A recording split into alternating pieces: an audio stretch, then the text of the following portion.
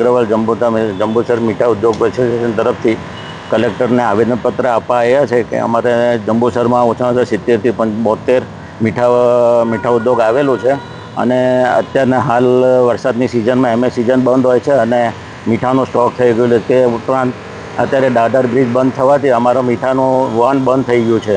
અમે આ કલેક્ટરશ્રીના આવેદનપત્ર આપવા આવ્યા છે કે દાદર બ્રિજ કોઈપણ હિસાબે ચાલુ કરે જેથી કરીને અમારું મીઠાનું વહન થાય.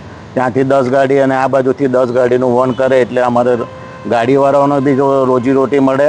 અત્યારે બચારા બિલકુલ શાંતિથી બેઠા છે, એમને કોઈ કામ ધંધો છે નહીં. એટલે કલેક્ટરશ્રીના આવેદન આપવા આવ્યા છે આજે અમે કે દાદર બ્રિજ ચાલુ કરવા માટે. મારું નામ Vallabhbhai Babarbhai Rohit, Jambusar bricks association president. અમે લોકો જંબુસર આમોદ જે દાદર બ્રિજ બંધ થયો છે એની સાથે ઈંટ ઉત્પાદકો સાથે અમારા ટ્રકોના માલિકો છે એ બધા આજે કલેક્ટર સાહેબશ્રીને આવેદનપત્ર આપવા માટે આવ્યા છે.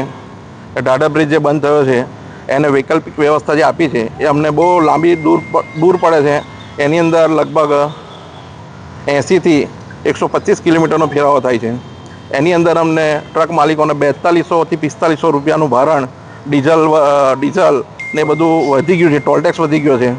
સાથે સાથે જે ગામડામાં જઈને જે વાહનો પસાર થાય છે ત્યાંના સ્થાનિક લોકો પણ રસ્તા બંધ કરીને એમાં ડ્રાઈવર, કંડક્ટર, મજૂરોને હેરાન કરે છે અને ત્યાંથી પસાર થવા દેતા નથી.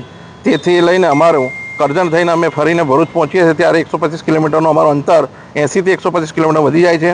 તે માટે અમે દાદર બ્રિજનો એક વૈકલ્પિક વ્યવસ્થા અમારા માટે કે અમારી 6 વ્હીલની જે ગાડીઓ છે એની અંદર અમે લગભગ 12-13 ટનનું જ વજન ભરીએ છીએ.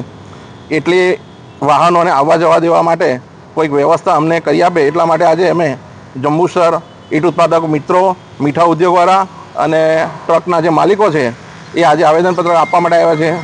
સાથે જે ઈંટોના ટ્રક પર ફરતા મજૂરો છે, 4 મજૂર હોય છે, એક ડ્રાઈવર, એક કંડક્ટર, એવા 6 લોકો એક ટ્રક પર, એમની રોજીરોજગાર છીનવાઈ ગયો છે. લોકો બેહાલ થઈ ગયા છે. લોકો મજૂરી માટે વલખા મારે છે અને આજે અમને ભરૂચ, દહેજ, પાનોલી, સુરતના જે ઓર્ડરો મળતા હતા એ પણ ભાવ વધારાના લીધે અમને મળતા નથી. એનાથી અમારા મજૂર વર્ગને બહુ ભારે નુકસાન થયું છે. લોકોને ચૂલા સળગાવવાના ફાંફા પડી રહ્યા છે. તો એક દાદર બ્રિજ અમારા માટે ખોલી આપે અને વૈકલ્પિક કોઈ વ્યવસ્થા કરી ત્યાંથી આવવા જવા માટે, તો આ રોજગાર મજૂરોને મળી રહે એ માટે આજે અમે આવેદનપત્ર આપવા માટે આવ્યા છે.